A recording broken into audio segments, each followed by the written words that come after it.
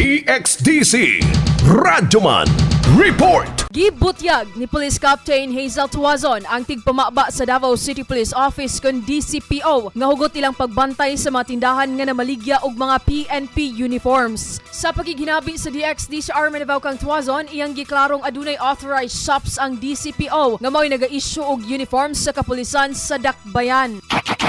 Yes, ma'am. Ang Davao City Police Office, ma'am, na magitay ka ng authorized nga mga dealers, ma'am, no, nga mag-issue or maghahatag sa mga mukuha or magpatahi o mga uniforms. Pangitaan na nila og ID, ma'am, no, kung kinsa may magpalit o ka ng sa ilaha o ka mga uniforms sa PNP. So, kailangan mag-present sila o ka ng ID, ma'am, nga sila PNP.